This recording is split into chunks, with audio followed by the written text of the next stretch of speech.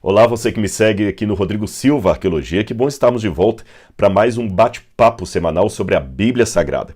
Eu quero agradecer muito a todos que mandaram mensagens de boa recuperação, boa saúde, quando souberam que eu e minha esposa também testamos positivo essa semana e tivemos aí sequelas e sintomas bem fortes dessa doença que está pegando todo mundo. Mas graças a Deus estou bem. Se durante o vídeo houver alguma tosse involuntária aqui, por favor, releve isso, porque eu não podia deixar de ter esse bate-papo semanal com vocês. Ainda bem que nessa semana que eu fiquei parado, quase não dei as caras nas redes sociais, nem eu e nem minha esposa, né? Os dois ficamos acamados. Eu já tinha deixado as aulas gravadas, alguma coisa gravada, então o pessoal que faz o curso A Bíblia Comentada com Rodrigo Silva não ficou prejudicado, porque a quarta-feira a aula estava prontinha lá. E na semana que vem já vou gravar uma rodada de aulas agora sobre o livro do Êxodo, tá bom? Além, é claro, de ter aquela aula que temos de vez em quando, aquela aula especial para os alunos do curso, para tirar as dúvidas que vão se acumulando durante o tempo em que você vai assistindo ali os vídeos e também fazendo as suas anotações bíblicas. E se você ainda não é inscrito no curso A Bíblia Comentada com Rodrigo Silva, está aqui o meu convite. Eu vou deixar no descritor desse vídeo aqui o link, onde você pode também se tornar um dos mais de 5.000 alunos e alunas que estão estudando a Bíblia com a gente toda semana, livro a livro. Vamos do Gênesis até o Apocalipse, tá bom? Muito bem, queridos, no vídeo de hoje eu quero falar um pouquinho sobre um tema complexo na teologia cristã, o assunto do livre-arbítrio. Afinal de contas, livre-arbítrio é uma doutrina bíblica ou não é uma doutrina bíblica? Deixe-me apenas de antemão explicar que esse tema do livre-arbítrio ele pode ser tratado de diversas modalidades diferentes. Você pode falar, por exemplo, do livre-arbítrio respondendo a um grupo de ateus ou agnósticos, ou descrentes de um modo geral, que creem que o conceito do livre-arbítrio é apenas uma ilusão, que nenhum de nós temos liberdade de escolha. Dentro dessa temática ateísta, o livre-arbítrio, como eu falei, ele não é uma coisa ipso facto, aquilo que realmente acontece, é uma ilusão. Nós, na verdade, somos mais fadados àquilo que o nosso gene nos programou a ser.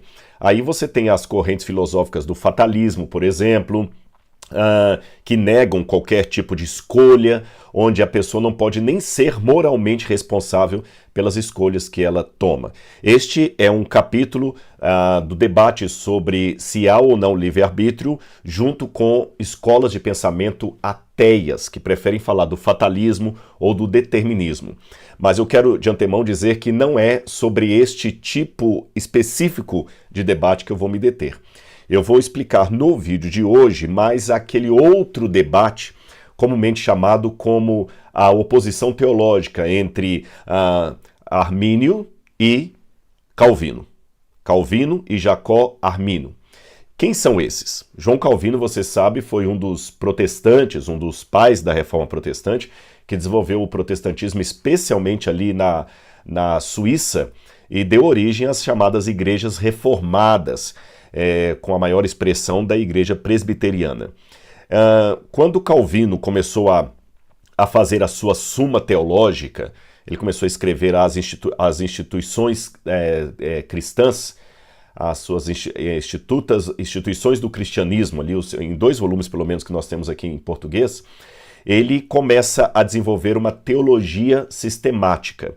E Calvino vai beber num insight de Santo Agostinho de Hipona. É curioso que Santo Agostinho, ele falava da predestinação, talvez não de maneira tão aprofundada, mas ele deixou o insight da predestinação. Contudo, a Igreja Católica não desenvolveu tanto esse detalhe do pensamento agostiniano. Agostinho também não entrou em muitos detalhes, ele dizia apenas que Deus, por sua livre soberania, ele escolheu de antemão, com base na sua presciência, quem haveria de se salvar, quem haveria de se perder. Então, isso mexeu com Calvino e Calvino começou a dissertar mais e criou esta doutrina, ou este ensino da predestinação. Em outras palavras, o que o ensino da predestinação diz?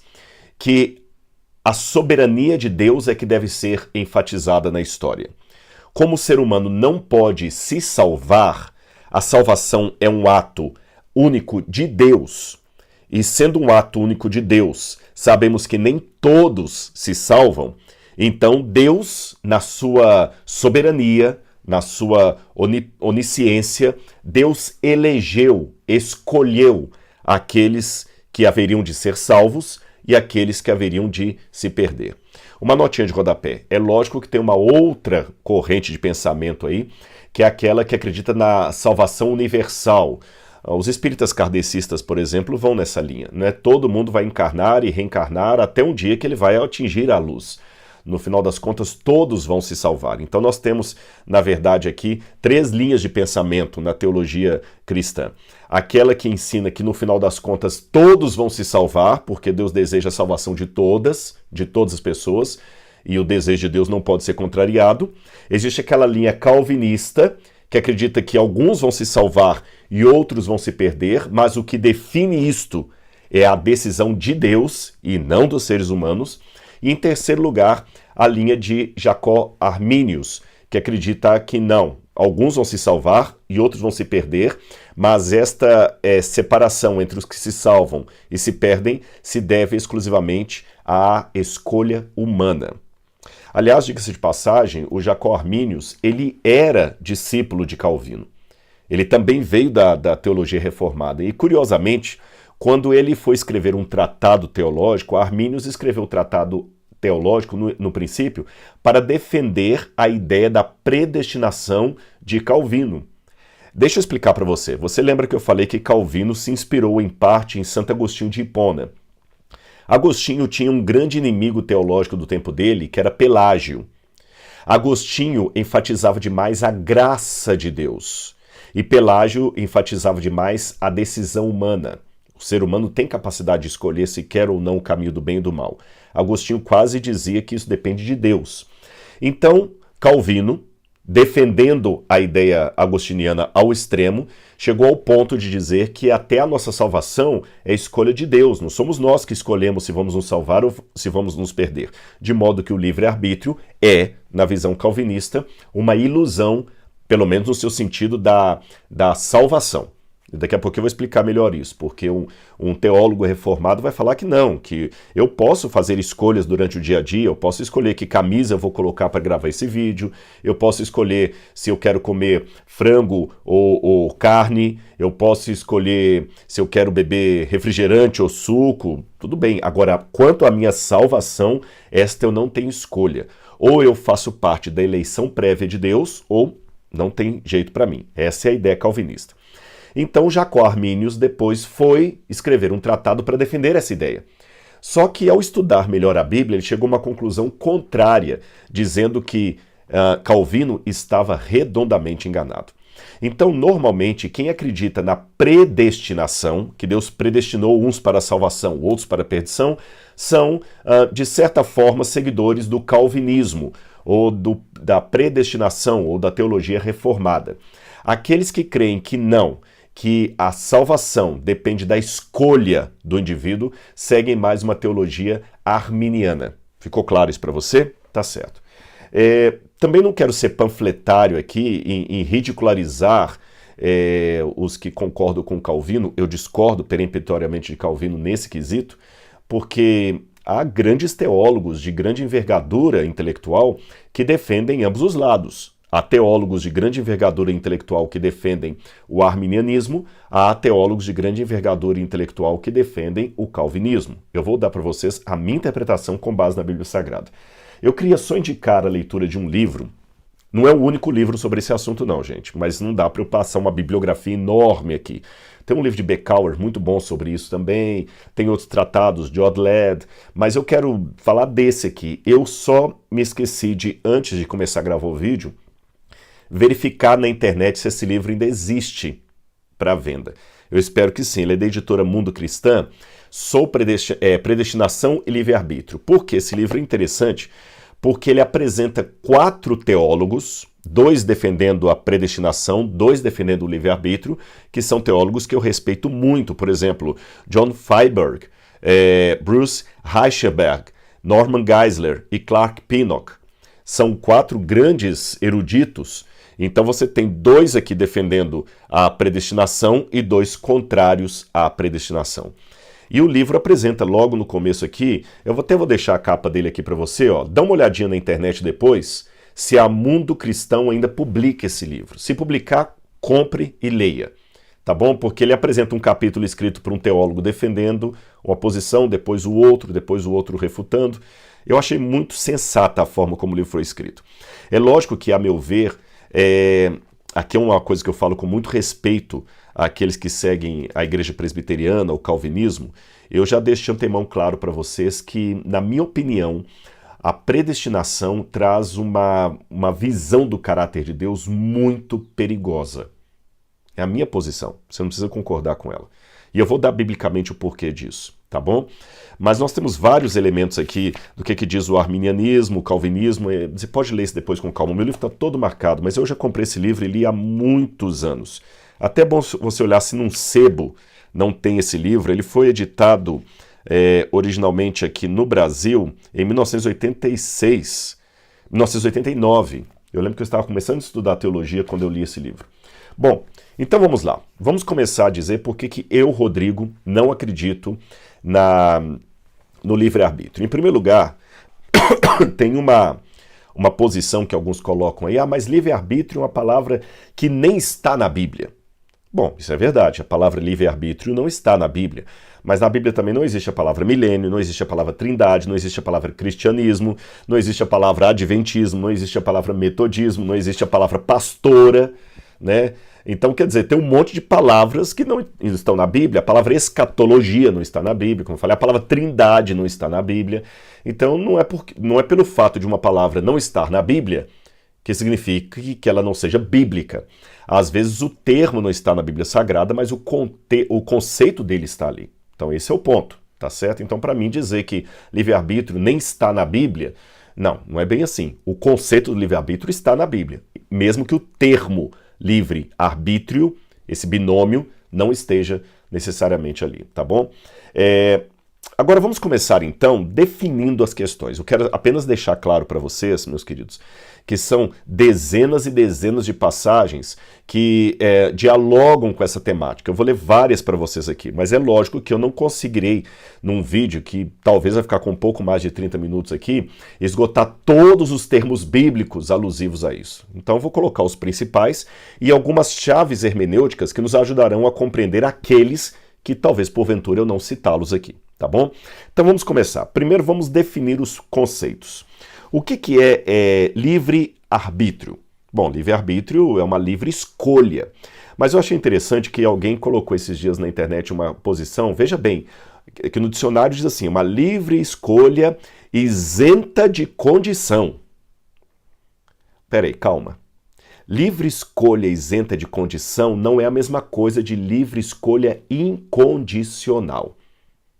A palavra escolher é uma palavra que nós devemos também entender a etimologia dela. Escolher vem do latim excolligere, quer dizer, tirar de uma coletânea.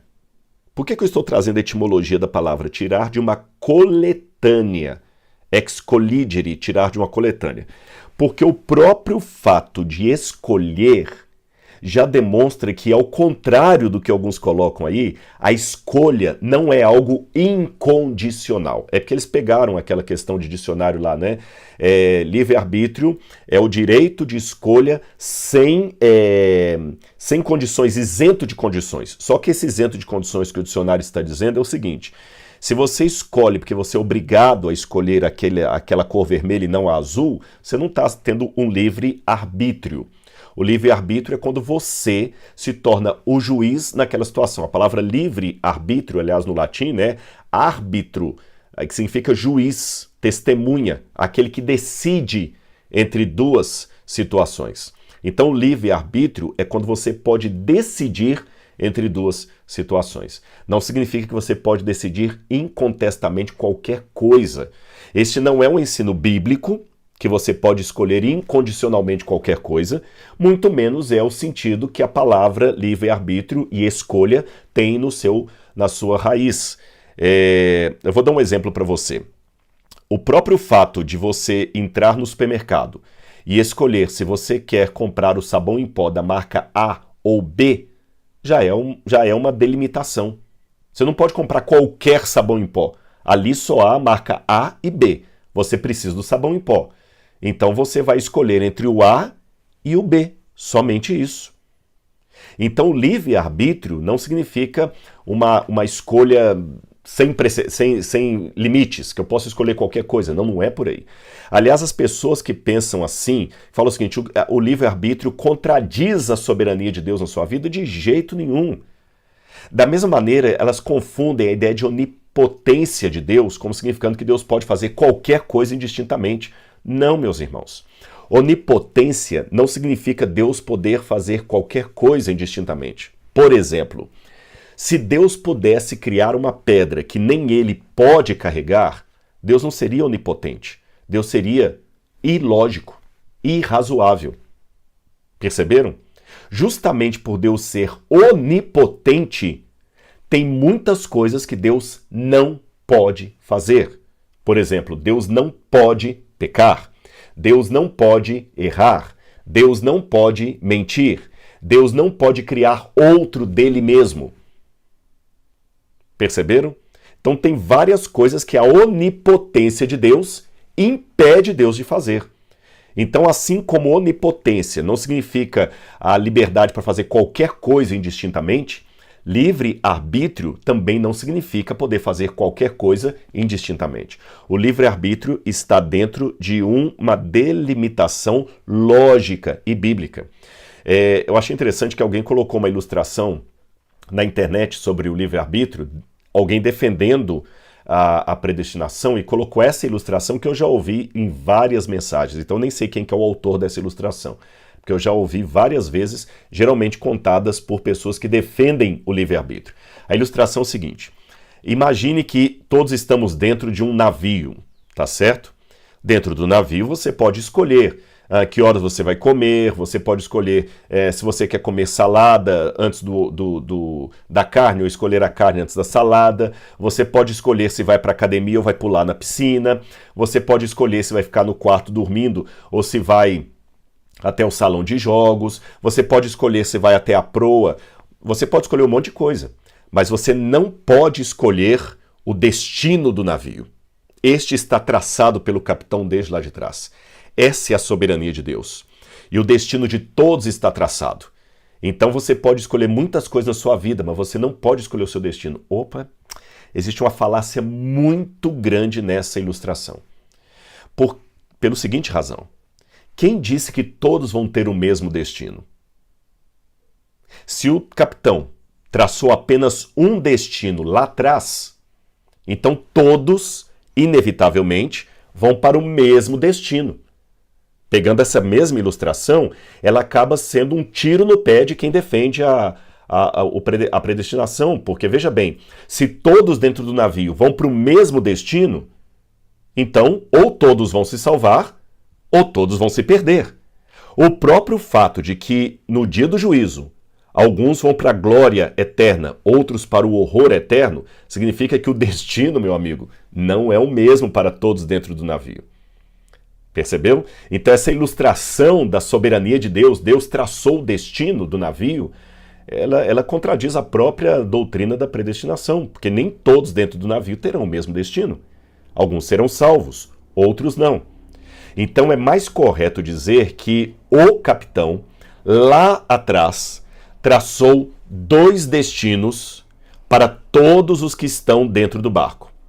Alguns poderão ir com ele até o porto final, outros poderão descer em algum porto no meio do caminho e, portanto, não atingirem o objetivo final. Isso sim estaria correto. Aqueles que descem nas paradas que o navio faz acabam não chegando ao destino final que o capitão havia planejado. Agora, a escolha de ficar no navio ou descer dele, meu amigo, isso não é do capitão, é da pessoa. Existe uma outra falácia também na maneira como muita gente argumenta a questão da soberania de Deus, confundindo soberania de Deus com presciência divina.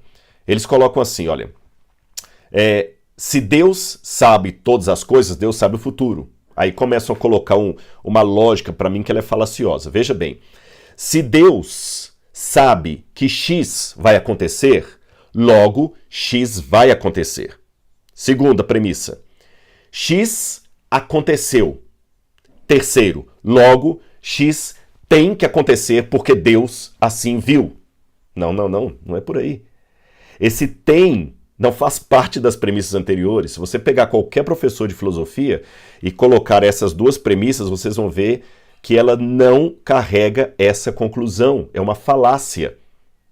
Um barômetro, por exemplo, ele pode medir o tempo, não decidir sobre o tempo. O fato de Deus saber uma coisa de antemão não significa que aquilo tem que acontecer porque Deus sabia. Não. É porque iria acontecer que Deus soube. E se acontecesse diferente? Deus saberia. Tá bem? Mas vamos ver algumas passagens da Bíblia aqui para deixar isso aqui claro. Uma das passagens que o pessoal pega muito sobre isso é Efésios capítulo 1, versículo 4. Eu vou ler um monte de passagens para vocês. Com certeza vou passar esse vídeo dos 30 minutos, mas eu espero que você tenha paciência porque o estudo é importante. Efésios 1, versículo 4. Esse aqui é um dos textos que o pessoal que defende a predestinação pega muito. Efésios 1, versículo 4. Olha bem. Efésios 1, verso 4, diz assim na minha tradução. Antes da fundação do mundo, Deus nos escolheu nele para sermos santos e irrepreensíveis diante dele. Então, desde a fundação do mundo, Deus nos escolheu. É interessante que essa palavra escolheu em grego, e as pessoas já deduzem assim, olha, Deus nos escolheu. Escolheu significa que ele rejeitou outros. Porque se eu tenho aqui 4 camisas, eu escolhi 2 e não quis as outras, é porque eu rejeitei as outras. Calma. Não vá tanto assim pela tradução. É curioso que a palavra que Paulo usa aqui para escolher, a palavra eklegomai. Eklegomai não significa necessariamente escolher só no sentido de rejeitar outros. Quer ver um exemplo? Vamos ler Lucas capítulo 6, versículo 13. Lucas capítulo 6, versículo 13. Olha o que diz aqui a Bíblia em Lucas capítulo 6, versículo 13. Olha bem.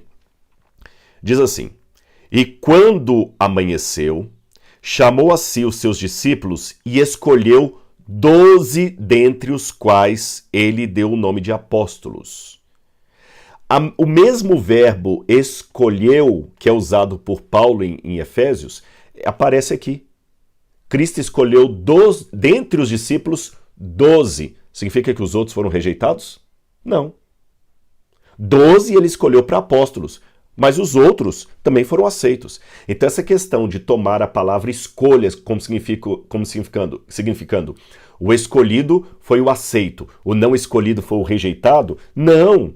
Deus não rejeitou os demais também eram discípulos de Deus. Então aqui Deus escolheu para uma vocação específica. Quer ver outra prova de que escolheu na Bíblia nem sempre significa eleger entre entre 2 ou mais elementos? Vamos abrir em Lucas capítulo 9, verso 35. Lucas capítulo 9, versículo 35. E aqui eu pergunto aos da predestinação como é que eles me explicam essa passagem aqui. Olha bem. Lucas 9, 35. Quando fala de Jesus e da transfiguração dele, diz que a voz de Deus aparece no céu e diz assim: E dela veio uma voz que dizia: Este é o meu filho, o meu eleito, o meu escolhido. Escutem o que ele diz. Veja bem, se a palavra... E o mesmo termo grego que Paulo usa lá em Efésios, Lucas usa nessas duas passagens aqui, viu? É o mesmo termo grego. É o mesmo verbo grego. Ora, se Cristo é o filho escolhido pelo Pai, quem é o filho rejeitado? Que estaria em pé de igualdade com Cristo para ser escolhido? Até onde eu saiba, de acordo com João, capítulo 3, verso 16, Cristo é o único filho de Deus. Porque Deus amou ao mundo de tal maneira que deu seu único filho. Olha, se Cristo é o único filho de Deus, como é que aqui Deus fala que ele é o filho eleito, escolhido? Então você está vendo que pela Bíblia não basta ficar pegando a palavra eleito e escolhido e falar assim, ó, se Deus escolheu é porque tem outros que ele não escolheu. Se ele não escolheu é porque rejeitou. Você viu que ali no início de Lucas capítulo 6 eu mostrei que Cristo escolheu dentre os discípulos 12 Isso não significa que os não escolhidos foram rejeitados. Aqui em Lucas 9, na Transfiguração, Cristo é chamado de um filho eleito do Pai, escolhido. Olha, se escolha significa sempre eleição entre dois ou mais, quem foi o filho rejeitado pelo Pai? Sendo que Jesus é o Filho único de Deus. Outra passagem. Vamos a João capítulo 6, verso 70. João capítulo 6, versículo 70. Olha o que diz aqui Jesus no Evangelho de João, capítulo 6, versículo 70. Deixa-me ver se eu acho aqui. Olha o que Jesus fala o seguinte. Então Jesus lhes disse: não é fato que eu escolhi, é o mesmo verbo grego que Paulo usa, que Lucas usa, não é fato que eu escolhi vocês os 12. Mas espera aí. Se o eleito, se o escolhido é o que vai ser salvo, como é que eu explico o final? Mas um de vocês é do diabo. Então veja bem, pela primeira parte do verso, Judas foi eleito, mas ele se entregou a Satanás. Se Judas foi eleito, por que ele não foi salvo? Jesus não falou, eu escolhi apenas 11 de vocês, não. Não é fato que eu escolhi, elegi, é o mesmo termo que os defensores da predestinação usam para falar da escolha de Deus. Não é fato que eu escolhi vocês os 12, então ele escolheu os 12, inclusive Judas. Mas se Judas era eleito, como é que ele perdeu a salvação depois traindo a Cristo?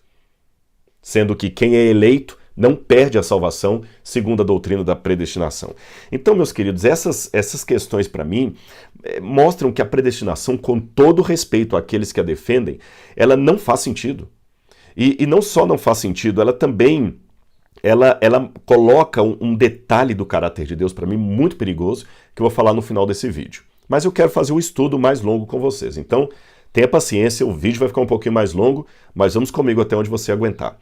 Quer ver outro texto que para mim também acaba me impedindo de concordar com a predestinação como sendo eleição? Olha bem, quando você vai, Berkouwer, isso aqui eu devo até ao Berkouwer, que eu citei para vocês. O Berkouwer diz que muitas vezes na Bíblia a eleição não se dá para escolher uns fazendo com que outros se percam. Pelo contrário, a eleição se dá para que uns levem outros também a serem eleitos. É o caso, por exemplo, de Romanos, capítulo 11, versículos 7 a 11, que tem uma parte até que Paulo fala o seguinte: ora, eles tropeçaram para que caíssem? Não! E Paulo fala que a eleição fez isso. A eleição fez Israel cair, mas não cair para que caíssem. Para que os gentios também fossem salvos. Percebeu? Bom, vamos continuar aqui.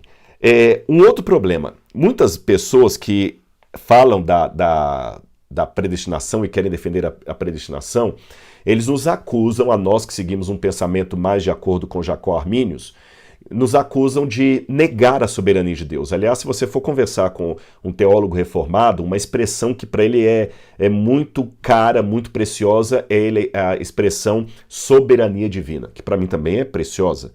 A diferença é que para ele a soberania divina é tão determinante que ela escolhe até quem vai se salvar, quem vai se perder. Para mim, não. A soberania divina, ela, por amor à humanidade, ela assume um ponto vulnerável. Ela pode ser rejeitada. Lembrando que, aquilo que eu falei no início, esse meu livre-arbítrio de aceitar ou rejeitar a salvação não significa uma licença para fazer qualquer coisa indistintamente. Eu só tenho duas escolhas. A Bíblia fala, hoje está o caminho que te proponho, o caminho da vida e o caminho da morte. Escolhe, pois, a vida para que vivas. Esse texto bíblico, escolhe, pois, a vida para que vivas, para mim fica sendo uma mentira de Deus, se no final das contas quem escolhe é Ele. Eis que te propõe dois caminhos, escolhe, pois, a vida. E também não é o caso, como alguns deturpam a ideia arminiana. Por exemplo, eu tenho um texto aqui, que foi publicado há pouco tempo no site Monergismo, que diz assim, olha, para muitos cristãos professos, pensam que tal visão é democrática ou... vou ler de novo. Ele está falando aqui da palavra escolher, uma das palavras gregas que Paulo usa ali, não é? Xelexato. E ele fala que muitos cristãos, muitas igrejas evangélicas, têm evitado ou redefinido essa palavra, porque se Deus escolheu alguns, isto é, alguns em Cristo, então, por implicação lógica, outros não foram eleitos. Isto é, eles foram abandonados por Deus para perecerem seus pecados, porque muitos cristãos professos não pensam que tal visão é democrática ou justa. Eles viram essa passagem de cabeça para baixo e ensinam que Deus escolhe somente os homens que primeiro o escolheram. Não, não é nada disso. Não é nada disso. Não é questão que Deus escolheu aqueles que primeiro o escolheram. Não, não. Jesus fala, não foi vocês que me amaram primeiro a mim, eu que amei primeiro a vós, eu que vim a vós, que escolhi a vós. A questão para mim é que Deus, na sua onisciência, escolheu todos para a salvação. Eu vou mostrar isso aqui na Bíblia. A vontade de Deus é que todos fossem salvos. Aí alguns vão falar assim, não, mentira sua. Você tem que pontuar a soberania de Deus. Se um homem se perde, mesmo crendo que Deus o salve, olha o que diz o argumento calvinista. Se um homem se perde, mesmo Deus querendo que ele fosse salvo, a vontade desse homem é soberana sobre a vontade de Deus. Isso é pecado, é heresia. Então, para enfatizar a soberania divina, eles dizem que é Deus que escolhe, nunca pode ser o indivíduo. Porém, como é que você ficaria com esses textos aqui? Veja bem o que diz 2 Pedro capítulo 3, versículo 9. O Senhor não retarda a sua promessa, ainda que a muitos a julguem demorada.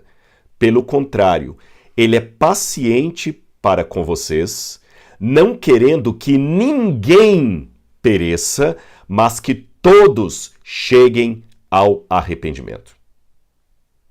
Então agora eu faço uma pergunta para quem enfatiza tanto a soberania divina. A Bíblia fala que a soberania, que o desejo de Deus é que ninguém se perca, mas que todos cheguem ao arrependimento. Se mesmo o defensor da teologia de Calvino admite que muitos não vão se salvar, ele está admitindo, com base em 2 Pedro capítulo 3, versículo 9, que a vontade de Deus pode ser frustrada. A soberania de Deus pode ser frustrada. Porque se a soberania de Deus fosse uma imposição goela abaixo da vontade de Deus, então ninguém se perderia. Aí eu vou concordar com os espíritas, que no final das contas você vai reencarnando, até um dia você alcançar a luz, porque Deus não quer que ninguém se perca. Quer ver outra passagem? 1 Timóteo capítulo 2, versículo 4. 1 Timóteo capítulo 2, versículo 4. Perdão. Timóteo. Efésios, Gálatas, Efésios, Tito, Filemão, Hebreus e Tiago. Tá aqui, ó. 1 Timóteo, capítulo 2, 1 Timóteo, capítulo 2, versículo 4. Isso mesmo. Olha o que diz aqui a Bíblia. Desculpa, eu estava em Tessalonicenses, gente. 1 Timóteo 2, versículo 4. Vamos ler aqui com calma. Diz aqui, olha. Deus, eu vou ler o 3 também. Isso é bom e aceitável diante de Deus, nosso Salvador, que deseja que todos sejam salvos e cheguem ao pleno conhecimento da verdade. Tá bem? E fala que Cristo deu a si mesmo em resgate por todos. Aí é que eu começo a fazer uma pergunta sobre a soberania de Deus. Se Deus deu a Cristo em resgate por todos, e Deus deseja, de acordo com 1 Timóteo 2,4 e 2 Pedro 3, verso 9, que todos sejam salvos, então por que alguns se perdem? E se você disser que é Deus que escolhe quem vai se salvar, quem vai se perder, aí então você está dizendo que Pedro e Paulo estão mentirosos, porque eles disseram que Deus quer que todos se salvem. Mas Calvino diz que Deus quer que alguns se salvem. Eles até usam uma analogia, Deus não é obrigado a salvar a todos, e eu concordo, Deus não é obrigado a salvar a todos. E eles começam até a comparar. É como um casal que chega num orfanato e tem várias crianças órfãs ali, mas eles adotam apenas um e deixam os outros para lá. Gente, essa visão de Deus para mim é tão perigosa, tão perigosa. Além de perigosa, ela é antibíblica. Porque Paulo e Pedro deixam bem claro aqui que Deus quer que todos se salvem. Se nem todos foram salvos, então eu tenho duas explicações. Ou Deus é bipolar, porque uma hora ele quer que todos se salvem, outra hora ele quer apenas que alguns se salvem e outros não. Ou seja, é o Deus bipolar. Porque o Deus de Calvino escolheu uns para serem salvos, outros não. O Deus de Pedro e Paulo quer que todos se salvem. Então, com qual dos dois eu fico? Ou é um Deus bipolar, que a hora ele navega na confissão de Westminster, embora Westminster, depois que vai fazer um credo lá sobre o arminianismo, em Westminster eles não vão tocar tanto nesse assunto, ou ele vai ficar um Deus que deseja que todos sejam salvos. Segunda conclusão disso aqui. Se Deus quer que todos sejam salvos, mas nem todos vão ser salvos, eu descubro que realmente a vontade de Deus pode ser frustrada. Esse é o paradoxo da graça. Deus é irresistível, mas ele pode ser resistido. Ele não obriga. Para mim, essa visão calvinista da soberania de Deus estaria mais para a ditadura divina do que soberania divina. Tá bom? Eu vou ler mais uma passagem para vocês. Olha esse texto aqui, Mateus capítulo 25, versículos 34 e 35. Mateus capítulo 25, versículos 34 e 35. Eu preveni vocês da minha tosse, né? Então vamos lá, Mateus capítulo 25, versículo 34. Então o rei dirá aos que estiverem à sua direita: venham benditos de meu Pai, venham herdar o reino que está preparado para vocês desde a fundação do mundo.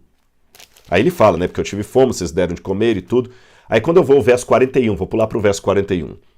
Então o rei dirá também aos que estiverem à sua esquerda: afastem-se de mim, malditos, para o fogo eterno preparado para quem? Para o diabo e seus anjos.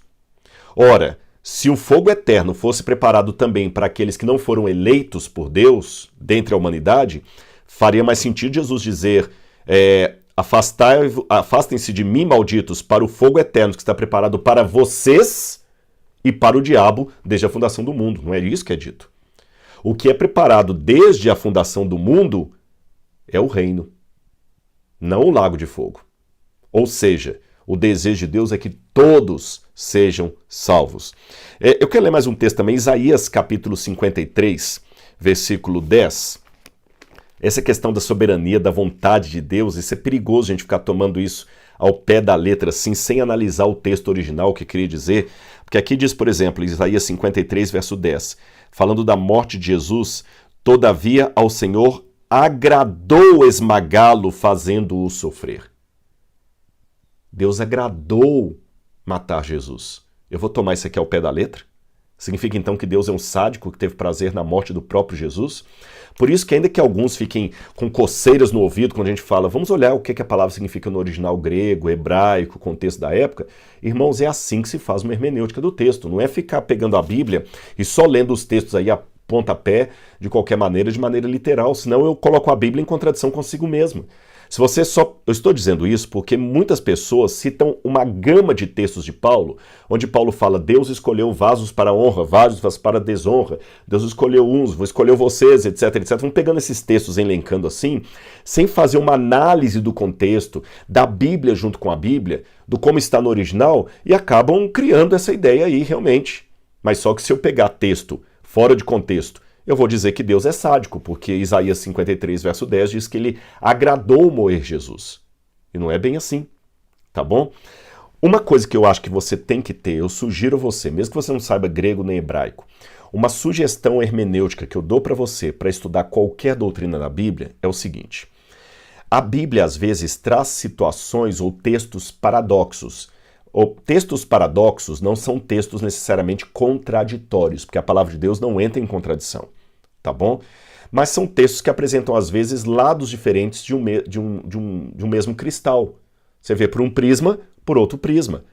Os diferentes prismas do cristal não são contradições, são paradoxos.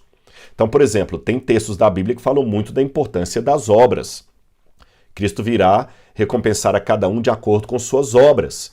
Mas tem outros textos da Bíblia que falam que nós não somos salvos pelas obras. Então, a heresia, é geralmente quando você toma só um conjunto de textos da Bíblia e fica martelando aqueles textos ali, ignorando a existência de outros que contradizem aquela conclusão que você tem unilateral apenas com aquele conjunto de textos. Por exemplo, tem vários textos na Bíblia que deixam bem claro que Jesus é inferior ao Pai. O Pai é maior do que eu não faço nada se o Pai não mandar, o Pai me enviou, tá certo? Jesus pede ao Pai, o Filho não sabe o dia da volta dele, é só o Pai. Então parece que Jesus é inferior ao Pai. Se eu ficar só com esses versículos da Bíblia, eu vou negar a divindade de Jesus. Eu tenho que ler esses versículos da Bíblia à luz de outros versículos que dizem que Jesus está em pé de igualdade com o Pai. Isaías, onde Jesus é chamado de o Pai da eternidade, o príncipe da paz, onde ele fala, antes que Abraão existisse, eu sou, eu e o Pai somos um. Então você tem que pegar esses dois conjuntos de textos e lê-los de maneira harmoniosa no todo da Bíblia. Se você ler só um conjunto de textos, você vai inevitavelmente cair numa heresia. Por exemplo, na época do cristianismo primitivo, um grupo de cristãos só lia textos sobre a divindade de Jesus. Os docetistas, por exemplo, chegaram à conclusão que Jesus era Deus, mas ele nunca se tornou humano. Aí Paulo, e depois de Paulo aí, mais é João, tem que explicar que Jesus é humano. João tem que falar o seguinte, qualquer que negue a humanidade de Jesus é do anticristo. Aí um outro grupo ficou lendo só as passagens bíblicas que falam de Jesus humano e negaram que ele era divino, como por exemplo o arianismo, o ebionismo. Ficou claro para você? Então, de fato, eu tenho textos da Bíblia que falam que Deus escolheu. Mas há textos que falam que nós é que escolhemos. Então tem que colocar esses textos justapostos e tirar uma conclusão deles, não ficar gravitando apenas em cima dos textos que me interessam. Você está vendo as várias passagens que eu estou lendo para você aqui? A primeira coisa que nós devemos ter, a justiça de Deus está ligada à sua misericórdia. Isaías capítulo 1, verso 27. Isaías capítulo 1, versículo 27. Vou ler para você aqui, olha. Isaías capítulo 1, versículo 27. Na minha Bíblia diz assim, ó. Vamos ver? Sião será redimida pelo direito, e os que arrependerem pela justiça. Então, ou seja, misericórdia e justiça não são atributos divinos que você pode separar um do outro. Tá certo? Outra passagem que eu quero ler com vocês aqui. Romanos capítulo 3, versículo 25. Romanos capítulo 3, versículo 25. Romanos capítulo 3, versículo 25. Vamos ler lá? Na minha tradução diz assim, olha. A quem Deus apresentou como propiciação no seu sangue mediante a fé. Deus fez isto para manifestar a sua justiça. Tá certo? Manifestar a sua justiça. Agora alguém pode falar assim, Rodrigo, mas e os textos de Paulo que parecem dizer que Deus escolheu? Bom, já expliquei aquele texto de Efésios. Nós vamos ver também Romanos capítulo 9, versículo 18. Romanos 9, verso 18 é um tema que o pessoal pega muito e diz assim, logo, Deus tem misericórdia de quem Ele quer e também endurece a quem Ele quer. Deus tem misericórdia de quem Ele quer e endurece a quem Ele quer. Então é Deus que endurece o coração das pessoas. Bom, vamos com calma entender isso aqui, pessoal. Em primeiro lugar, nós devemos ler isso aqui à luz justamente de Êxodo, quando fala do coração de Faraó. Se você ler Êxodo capítulo 4, 5, 6 e 7, você vai ver que tem 3 disposições ali do endurecimento do coração de Faraó. Em alguns textos é dito claramente que Deus endureceu o coração de Faraó. Outros textos trazem o termo hebraico ali ambíguo. O coração de Faraó duro. Não se endureceu, como algumas Bíblias traduzem em português. O coração de Faraó duro. E um terceiro deixa claro que foi Faraó que endureceu o seu próprio coração. Então vamos entender a dinâmica da Bíblia hebraica. Em primeiro lugar, no hebraico existem muitos textos, e Paulo mesmo escrevendo em grego estava com um pensamento hebraico por detrás. Paulo era um judeu, escrevendo em grego, mas com pensamento judeu. Tanto é que Paulo ressignifica algumas palavras gregas, dando um novo formato hebraico. Então, na mentalidade hebraica, uma das formas mais correntes de você mostrar a não interferência num ato é colocando o sujeito como responsável por aquilo. Por exemplo, se você olhar no original hebraico, quando fala que aquelas babás, aquelas parteiras, melhor dizendo, impediram que os garotos hebreus fossem mortos, no hebraico está assim, que elas fizeram viver os meninos. Fizeram viver. O sentido hebraico dessa expressão idiomática, fizeram viver, significa permitiram que eles vivessem. Mas a forma hebraica de colocar a permissão é de uma forma ativa. Elas fizeram viver os meninos. Perceberam? Às vezes o profeta fala assim, fez-me o Senhor ver. O sentido etimológico é, o Senhor me permitiu ver. Quando Deus fala lá assim, de toda árvore que há no meio do jardim comerás, não é? Só que no hebraico está assim, de toda árvore do meio do jardim, comendo comerás. Não é que Deus agora obrigou-os a comerem das árvores. Ninguém entende assim. Deus permitiu que Adão e Eva comessem das árvores, exceto da árvore proibida. Só que a forma hebraica no Gênesis de explicar que Deus permitiu que eles comessem das árvores foi comendo comereis. Então veja bem, comendo comereis, fizeram viver, fez-me o Senhor ver. Então muita coisa que Deus apenas permite é colocada de uma forma ativa. Por isso que a Bíblia fala que Deus endureceu o coração de Faraó, quer dizer, Deus permitiu que o coração de Faraó ficasse duro. Tanto é que quando você vai para uma passagem que Salmo 18, 26, por exemplo, Salmo 18, 26, você tem aqui um termo que vai me ajudar a esclarecer isso, quer ver? Deixa eu pegar aqui, Salmo 18, versículo 25 e 26. Olha o que a Bíblia diz aqui, olha. Para quem é fiel, fiel tu te mostras. Com o íntegro, também és íntegro. Com o puro, puro te mostras. Com o perverso, inflexível. Então aqui esse texto de Deus endurece quem Ele quer, eu não posso ler desassociado de Salmo 18, 25 e 26. Outra questão também, que alguns falam, tá, mas aqui um pouquinho antes, Paulo fala assim, eu estou lendo Romanos agora, capítulo 9, versículo 13, como está escrito, amei Jacó, porém desprezei Esaú. Esse desprezei Esaú não significa que Deus escolheu Jacó para a salvação e Esaú para a apostasia. Não, de jeito nenhum, meus irmãos. Em primeiro lugar, Paulo aqui está citando um texto de Malaquias, que foi escrito 1000 anos depois de Jacó e Esaú. E Malaquias está comparando Jacó e Esaú justamente aos edomitas e aos de Judá. É isso que Malaquias está fazendo. E Deus teve misericórdia mais de 1000 anos dos edomitas e eles não se arrependeram. Por isso que Deus os desprezou, ou seja, Paulo aqui, citando Malaquias, ambos estão fazendo uma descrição histórica dos dois meninos, não uma profecia sobre os dois. E você pode falar, tá, mas lá, quando Rebeca estava com os dois meninos, já falaram para Rebeca, você tem duas nações dentro de você. Sim, mas não significa que uma nação seria salva, outra seria perdida, tanto é que Deus deu tempo para que os edomitas se arrependessem. Rodrigo, mas a Bíblia fala que Deus desprezou Saul. Deixa eu explicar para você. Também na forma hebraica de se falar, lembra que eu estou mostrando para você que a gente tem que entender o sentido etimológico de algumas expressões idiomáticas da Bíblia, meus queridos. A gente não pode pular isso por preguiça mental. Ah, Rodrigo fica com esse negócio de grego e hebraico, é para confundir a gente. Não é para confundir. Se eu falar hoje que eu estou morto de cansaço, isso não significa que mortos se cansem. Mas daqui a 2000 anos, muita gente pode criar uma doutrina baseada na minha palavra que morto se cansa, porque assim eu me expressei, estou morto de cansado. Sem uma compreensão da expressão idiomática de hoje, dá complicação. Quando a Bíblia fala que Deus amou Jacó e se aborreceu de Esaú, ou desprezou Esaú, no sentido de amou um mais, outro menos.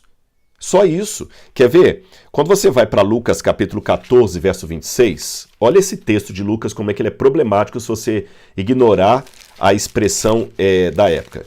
Lucas 14, verso 26. Olha o que diz aqui na Bíblia. Se alguém vem a mim e me ama mais do que o seu pai, ou sua mãe, ou sua mulher, ou seus filhos, e as suas irmãs, e até a sua própria vida, não pode ser meu discípulo. Muito boa essa tradução aqui na Bíblia Nova Almeida atualizada. Tá certo, só que ela fez uma tradução dinâmica. Porque no original grego não está assim. No original grego está justamente assim. Eu posso ler o grego para vocês aqui, olha. Se alguém vem a mim e não despreza seu pai, sua mãe, seus irmãos. E se você for olhar justamente, eu vou até pegar aqui o termo grego para vocês, eu tinha pego a Bíblia em grego e tinha colocado por aqui, olha, deixei até separado aqui, olha. Quando Deus fala o seguinte, olha, se alguém vier, é o verbo justamente misel. Misel é desprezar, odiar. Ele fala aqui, ó, tisro ergetai pros me. Se alguém vier a mim, kai u misei ton patera. Se alguém vier a mim e não odiar o seu pai, tu, o pai dele, kai te matera, metera, e não odiar a sua mãe, kai tes ginaika, kai ten ginaika, e não odiar os seus filhos, e não odiar a própria vida. Curioso. Então quer dizer que para ir a Deus eu tenho que odiar meu pai e minha mãe, porque é isso que está escrito aqui. E o verbo misel aqui é o mesmo verbo que aparece aqui em Romanos capítulo 9, quando diz que Deus amou Jacó e desprezou Saul, ou odiou Saul. Ora, em 1 João capítulo 4, verso 20, diz que aquele que diz eu conheço a Deus, mas odeia o seu irmão, é mentiroso. Como é que eu harmonizo agora 1 João 4,20, que fala que eu não posso amar a Deus e odiar meu irmão? Como é que eu harmonizo isso com a ordem de Jesus em Lucas, quando ele fala o seguinte, quem vem a mim e não odeia o seu pai não é digno de mim? Estão vendo a importância de entender o texto dentro do seu contexto? Aqui o que Jesus está querendo dizer é, você ama uma coisa mais do que a outra. Esse é o sentido. Não é que Deus escolheu um para um destino e outro para outro destino. Tá bom? Eu quero deixar isso aqui bem claro para vocês. Se eu for lá também em Êxodo, eu já falei com vocês que a palavra lá que Deus fala para endurecimento do coração de Faraó, não significa que Deus endureceu o seu coração. Tá certo? Porque Deus não faz esse tipo de situação. O que mais que eu poderia pegar com vocês aqui? Eu poderia pegar muitas outras palavras. Quando Paulo fala, por exemplo, deixa-me ver aqui agora, em Romanos, deixa eu ver se eu vou achar uma outra passagem aqui, que o pessoal pega muito também para falar da predestinação. Aqui, esse texto também, Romanos capítulo 9, versículo 22. Que diremos? Se Deus, querendo mostrar a sua ira, deu a conhecer o seu poder, suportou com muita paciência os vasos de ira, preparados para a destruição, a fim de que também desse a conhecer as riquezas das glórias nos vasos da misericórdia, que de antemão separou por sua glória. Um detalhe que muita gente esquece ao ler isso aqui é a palavra antemão, que aparece no verso 23, mas não aparece no verso 22. O que Deus escolheu de antemão foram vasos para a glória. Ele não escolheu de antemão vasos para desonra. Olha o que diz o texto. Que diremos? Se Deus, querendo mostrar a sua ira e dar a conhecer o seu poder, suportou com muita paciência os vasos da ira, preparados para a destruição, não fala que foi Deus que os preparou para a destruição.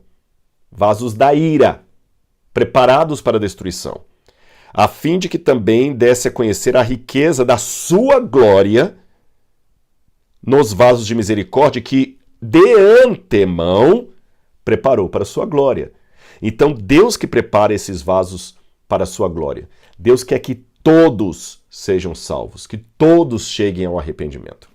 Bom, meus queridos, eu poderia mostrar várias outras passagens aqui, mas eu mostrei vários textos para vocês que pelo menos justificam, porque biblicamente eu não apenas não concordo com a doutrina da predestinação, como eu a considero um ensino tremendamente perigoso, em que pese o meu respeito por aqueles que creem assim. Colocam um lado de Deus para mim muito dantesco. Eu não sei se o Pai me ama, não é? Eu não sei se o Pai me ama. Na verdade, eu não sei nem se eu estou salvo. E eu sei que alguém pode falar assim, Rodrigo, mas se Deus sabe de antemão quem vai se salvar e quem vai se perder, e mesmo assim o Espírito dele insta com todos, você cai no mesmo dilema. Não caio. Por uma razão, e com isso eu termino. Nós não podemos esquecer o que Paulo falou sobre o esvaziamento de Cristo. Ele, existindo em forma de Deus, não ficou agarrado ao fato de ser igual a Deus. Antes, a si mesmo se esvaziou, assumindo a forma de servo. Deus, na sua onipotência, em si mesmo se bastava, mas ele resolveu contar conosco. E um dos preços que a divindade pagou para a existência dos mundos criados foi pago desde o início da criação. Quando Deus aceitou a existência de seres que poderiam rejeitá-lo. Foi quando o Pai, mesmo sabendo todas as coisas, coloca em suspensão a sua onisciência para fazer uma pergunta honesta: Adão, onde você estava? Quem te fez pecar? Quem te fez saber que você estava nu? Não, Deus não é um pretender, alguém brincando. Deus não perdeu a sua onisciência, mas ele às vezes a coloca em suspensão para falar conosco. Quando Jesus falou assim, eu não sei o dia da minha vinda, ele não estava mentindo, mas Jesus também não perdeu a onisciência dele, ele apenas a colocou em suspensão. Eu, quando tenho um carro estacionado na garagem, eu não deixei de ser um motorista apenas porque não estou dirigindo o carro. Pelo contrário, a minha soberania me dá o direito de dirigir o carro ou deixá-lo parado. A soberania de Deus lhe dá o direito de usar a sua onisciência ou não usá-la. E quando Deus, por sua soberania, escolhe não usar a sua onisciência, o Espírito de fato insta legitimamente com todos. Deus não é um brincalhão cósmico que está convencendo todos a se salvarem, mas apenas pro forma, porque aquele ali não vai mesmo. Não é por aí. Não é por aí. E como eu falei no início, o Deus de Paulo e de Pedro dizem que quer que todos sejamos salvos. E pelo menos na minha escolha, eu opto por Deus. Ele já sabe a decisão que eu vou escolher, mas ele apenas sabe, ele não determina. E eu não quero frustrar a eleição de Deus para mim e para você. Sabe por quê? Eu termino meu apanhado aqui com uma reflexão não bíblica agora, porém biológica. No fundo, mesmo que eu saia agora da doutrina da eleição, do livre-arbítrio, eu noto que Deus escolheu você e rejeitou outros. Em que sentido, Rodrigo? Você está contradizendo o que você falou? Não. É que quando a relação sexual que me produziu ocorreu, milhões de espermatozoides saíram do meu pai para fecundar o óvulo da minha mãe.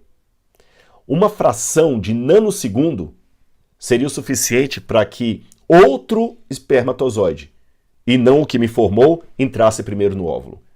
Se a relação sexual tivesse sido 10 minutos antes ou 10 minutos depois, se a ejaculação tivesse acontecido 1 minuto antes ou 1 minuto depois, é muito provável que outro estaria aqui que não eu. Pergunte um biólogo, um médico, uma bióloga, uma médica, eles vão te explicar isso muito melhor do que eu. A chance matemática de você ser você, ela é maior do que ganhar sozinho na Mega Sena, concorrendo com todos os habitantes do planeta Terra.